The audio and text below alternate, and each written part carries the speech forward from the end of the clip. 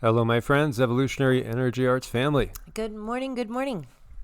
This is just crazy to look at. I mean, look at this. This is Greg Diamond talking about the National Hurricane Center is currently tracking 8 systems, 6 of which they're issuing advisory for. I don't think there's enough coffee in the world for them. Yes, definitely. No, absolutely not. This is crazy. I mean, look at all these systems. This is pretty wild. Oh boy, I'm getting taken back to thinking about some of these big disaster movies, where things are just popping out of nowhere, like the day after tomorrow and all. Tropical storm Sally strengthens, targets the Gulf Coast. Hurricane Paulette moves off of Bermuda. The eye went directly over Bermuda. And then we have Tropical Storm Teddy, and we have Tropical Depression number 21. It's a record-breaking season for sure. It really is. I mean, I personally, I haven't seen anything like this. Well, we really haven't. It's for once, a second time in recorded history that you had 5 tropical cyclones churning in the Atlantic basin.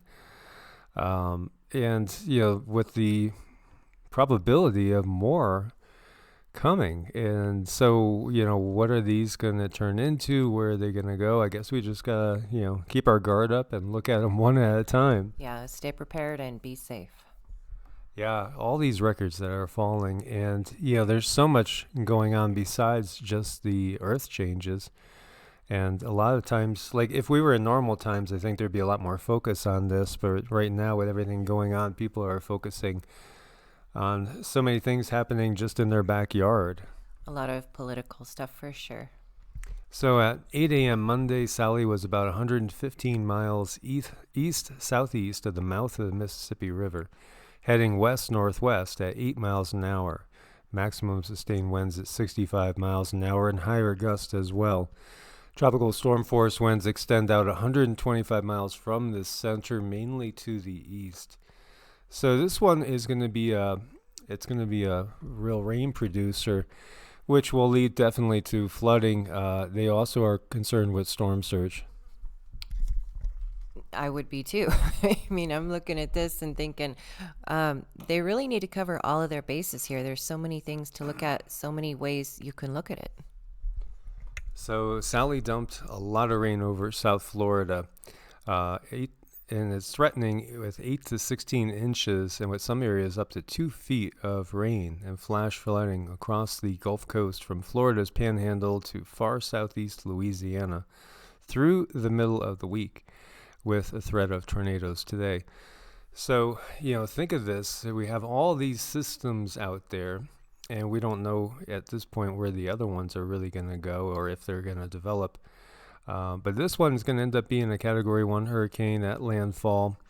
And, don't think that a Category 1 can't do any damage. You remember what happened in the Carolinas when we had a hurricane moving at 1 to 2 mile an hour, just basically sitting there and just piling on all the rain into area that becomes saturated. So, that would be one of the dangers is we have this storm come in and then another one develops and just resaturates the area before the water can drain off. Then you get in the mountainous areas, the threats of landslides and things along those lines. I really wouldn't want to be in the mountainous areas. That would scare me to death. Oh, yeah. Well, yeah, I shared a photo of a friend's. It's the road right at the end of their driveway in the Asheville area. And it was gone. It was just gone. And, that's what will happen over time when these areas get saturated. So as we see, this is one that everybody from Louisiana all the way over to Florida should be, watching.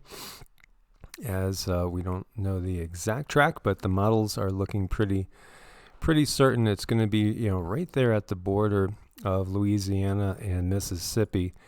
But again, Alabama and Florida Panhandle, keep your eyes open as well. And so this is a key message that just came out a little while ago as far as Tropical Storm Sally, soon to be Hurricane Sally. Too early to determine where her center will move on shore given the uncertainty of the timing and the location of Sally's northward turn near the central Gulf Coast. Users should not focus on the details of the official forecast track, since the National Hurricane Center's average forecast error at 48 hours is around 80 miles. And dangerous storm surge, rainfall, and wind hazards will extend well away from the center. An extremely dangerous and life-threatening storm surge is expected for areas outside the southeastern Louisiana hurricane and storm damage risk reduction system from Port Fourchon, Louisiana, to the Alabama-Florida border, where a storm surge warning is in effect. So residents in these areas should follow any advice by the local officials.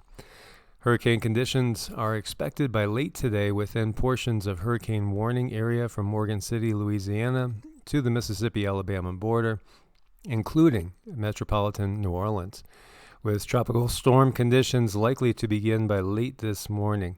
Preparations should be rushed to completion in those areas. Sally could continue to produce flash flooding across central and northern Florida and prolong existing minor river flooding across west central Florida through today. Widespread significant flash flooding and minor to isolated major river flooding is likely across southeastern Louisiana, Mississippi, and Alabama through the middle of the week. Flooding impacts are expected to spread farther across the southeastern U.S. throughout the week. So this is one that we definitely have to be prepared for. And with so many other storms developing, which we will have to watch and keep our eyes on, it could be, that scenario of one thing after another, and we will watch that. North Korea, meanwhile, calls for prompt recovery after Typhoon Maysak leaves a trail of destruction. And, this did a lot of damage. Almost 60 bridges washed away. More than 2,000 houses were flooded, dozens of public buildings damaged, and more than 11,500 feet of railway roadbeds were swept away, and it caused dozens of casualties. That's pretty impactful when you look at it. So, storms are getting stronger, and it seems like there's more of them. The areas that are getting hit, they're getting hit often and hard. And then the areas where we have drought, it seems to be worsening as well. Snow isn't a thing of the past, clearly. You got early season snow hitting the UK. This was up in Scotland at about 4,400 feet. So early snow, winter is coming. And we have 24 spotless days and counting. So how does that compare? And again, this is getting into the fact that they're expecting a Maunder minimum type of situation, which caused widespread famine, crop failure, and political unrest as well. As these things kind of tend to go together. When you get one, you start to have others develop. So today marks the sun's 24th consecutive spotless day, which is somewhat surprising given that solar cycle 25 had recently been showing signs of life, and now it's gone quiet again. So how deep is this going to be? What are we going to be going through? If we were going through a Maunder minimum, for instance, you had the Thames frozen solid. People were ice skating on that, and you had a situation where there was so much crop loss and famine that it was really a period of suffering for the average people. And we have another asteroid. This one is 2020 RF3. It's going to fly by the Earth at basically a quarter of a lunar distance. This is the 61st one so far this year.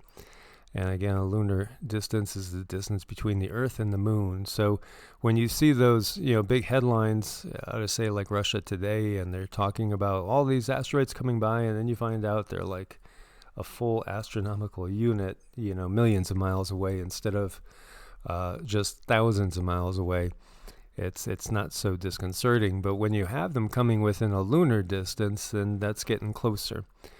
And so, this one is not exceedingly large. It's somewhere around, I think they were saying around 17 feet or so. Yeah, 17 to 39 feet.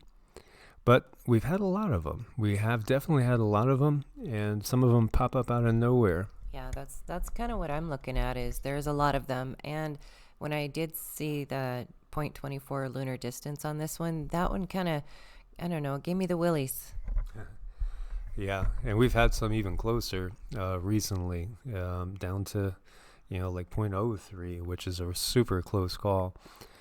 And, I think there was a lot of interesting things going on yesterday. Mr. MBB had a nice compilation of all sorts of things being seen up in the sky. Very unusual, and most definitely looking ship-like. A lot of you guys were saying, check out Mr. MBB's, check out Mr. MBB's. Very interesting, and I was asking Cindy, and she was getting the feeling that quite a few of them were perhaps Pleiadian or Federation ships. And there was another one too that I just saw earlier this morning, lights blinking on in broad daylight. Very interesting. We are definitely getting, well, I think they're just letting us know that they're there. For one, the message that we have been getting consistently is hang on, because November is going to be crazy. November into December is going to be crazy. That's going to be the time when you want to just kind of hunker down, stay put. It's going to just be kind of a madhouse out there. And so, be very aware and prepared, and prepare for that time. Do whatever you can now to get yourself in a good position, so that if things did get so chaotic out there, you didn't have to venture out as much as possible. And the other thing that we saw was a military convoy. Was that Michael Morales? I think that had a couple of you guys sent me this link to his video yesterday. Interesting military convoy that was sighted in Missouri. And what was really interesting too is these Humvees and some of the military vehicles had chaff launchers on them. And of course you could say, well, I'm sure they're just doing some sort of military exercise. There's nothing to see here. I don't know. There's been a lot of movement. And with the chaff, that's used to create conditions where, you could evade radar. So, what are they expecting? Are they expecting things to happen here where we're going to, have perhaps enemy combatants flying over the heartland of the country? It's really hard to say, but all we can do is kind of guess, because they won't give us any information. And the information they do give us has been proven to be, not true. So guys, as always, thanks for your support on Ko-Fi and Patreon, and stay prepared, guys. God bless. Namaste. Namaste.